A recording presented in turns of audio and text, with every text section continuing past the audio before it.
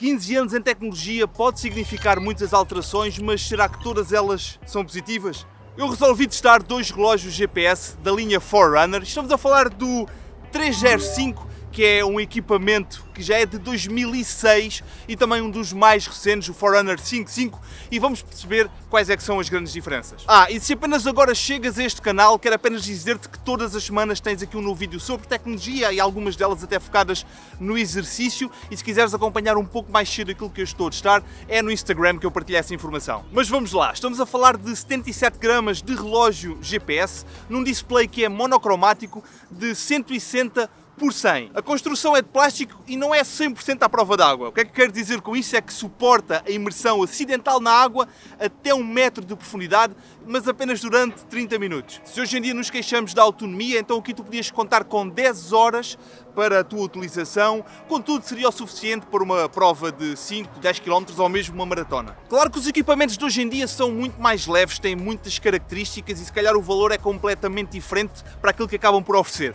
Mas o objetivo não é comparar um e outro, obviamente que sabemos que o 55 terá aqui um conjunto de características muito superiores, é sim perceber a nível de precisão o que é que mudou passado estes 15 anos. Uma das grandes diferenças está no sistema de navegação. Enquanto no 305 podemos contar com GPS apenas, aqui no 55 e em todos os equipamentos da Garmin praticamente temos GPS, GLONASS e Galileo, o que vai garantir aqui uma maior precisão.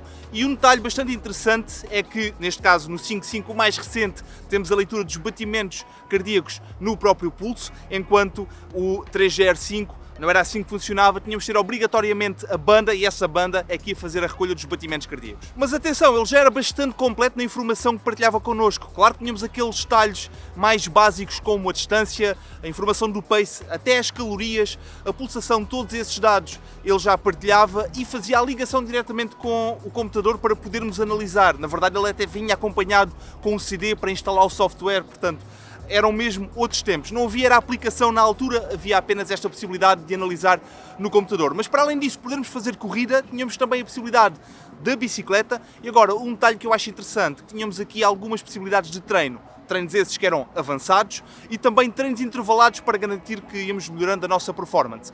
Um ponto que eu gosto bastante em todos os equipamentos da Garmin, aqueles que oferecem, é o Virtual Partner, ou seja, a capacidade de eu personalizar um corredor virtual que vai competir comigo, que o meu objetivo é manter a mesma velocidade dele ou então tentar ultrapassar para fazer mais e melhor tempos, neste caso que é o grande objetivo. Ele já permitia e estava completamente preparado não só para uma prova, mas também para o treino. E agora vamos falar da precisão. Claro que eu fui correr com ele várias vezes, fiz vários testes, não só com o 55, também pude estar com o meu 645, com outros equipamentos e há aqui realmente algumas diferenças. Não sei se eu devo considerar o facto de algumas peças podem ter aqui algum desgaste. Lá está, este equipamento tem 15 anos, eu acabei por não controlar todo o tratamento que ele foi feito, ou seja, também houve outro atleta que o utilizou, eu não sei o tratamento que ele acabou por obter. O que é certo é que no teste que eu fiz, houve sempre uma grande discrepância de aproximadamente 280 metros. Este foi, na verdade, de todos os treinos que eu fiz, aquele que esteve mais próximo, ou seja, teve este ponto de ausência de tanta precisão comparativamente, neste caso com o 55 e com o percurso que eu já normalmente faço de 5 e 10 km, que está devidamente calculado e, portanto, posso aferir que há aqui realmente uma grande diferença. Mas o problema não é esse, a questão é apanhar o GPS. Na primeira vez que eu iniciei, enquanto o 55 eu diria que apanhou em cerca de 1 a 2 minutos, o 305 eu demorei cerca de 20 minutos. A primeira vez eu confesso que eu estava já a pensar em desistir e que ele não estava a funcionar, mas ele depois apanhou, eu insisti, continuei a insistir.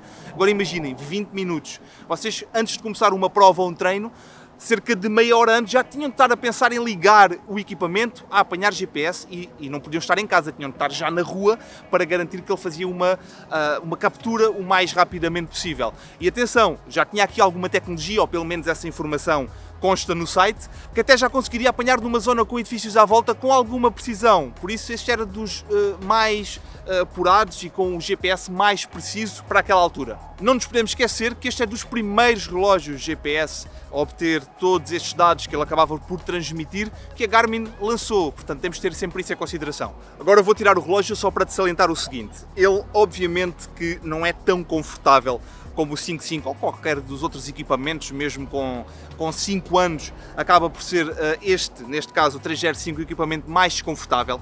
E depois ele vai deteriorando aqui os botões, como podes verificar, talvez devido à acumulação de suor, a não ter propriamente aqui o melhor tratamento, mas contudo é um equipamento que está a funcionar e inicia bastante rápido. Desde o momento em que eu clico no botão de ligar, ele imediatamente faz este som, aparece Forerunner e já começou a procura de GPS, portanto agora tínhamos de esperar aqueles 20 minutos aproximadamente, embora a barra de progresso está a ir bastante rápido, ele até chegar mesmo ao final vai demorar mais algum tempo.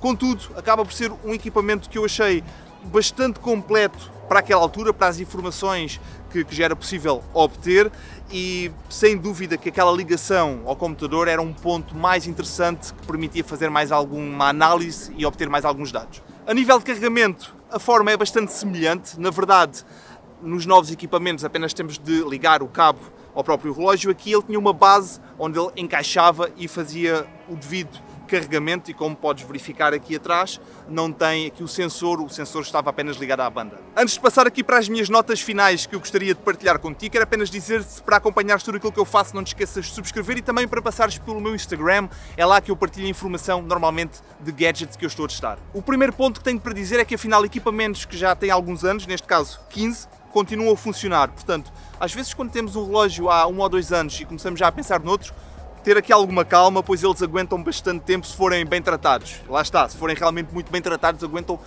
muito mais, e até pesquisei alguns vídeos na internet onde pude encontrar aqui a explicar como é que podíamos substituir determinadas peças, portanto isto é a prova que alguns equipamentos podem mesmo durar uma vida, digamos assim. Depois que novos equipamentos, claro que vão transmitir um melhor conforto, aqui uma qualidade diferente a nível da informação que é recolhida. Estamos a falar 15 anos em tecnologia, muita coisa pode realmente mudar. Agora, o básico dos básicos continua a fornecer igual. A distância, o pace, a informação depois no final do exercício dos batimentos cardíacos e ainda a distância que percorremos. Portanto, isso é o básico e isso continuamos a obter, não só em equipamentos que saíram este ano, ou então aqueles que já têm muito mais tempo.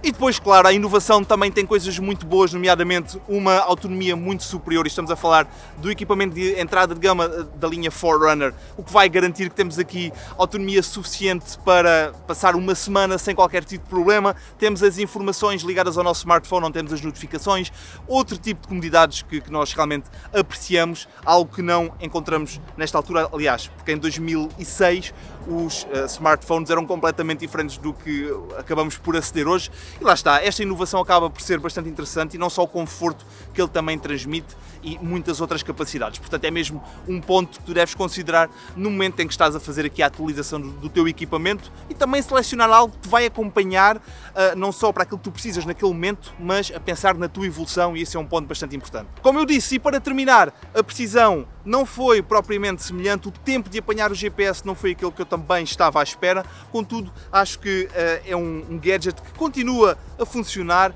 e se calhar até com alguma atualização no software, não sei, até poderia ficar a 100%, contudo, este foi o meu resultado final e espero que tenhas gostado. Demorei aqui algum tempo a tentar localizar exatamente este equipamento dos primeiros da Garmin com GPS, e lá está, espero que tenhas gostado e também encontrar-te por aí para um próximo vídeo. E o mais importante, com ou sem relógio, não te esqueças disto, por favor, é treinar, cuidar da tua saúde, isto é o mais importante, desde a alimentação a treinos, tudo isso. Espero que tenha ajudado e encontro-te por aí para um próximo vídeo. Até à próxima!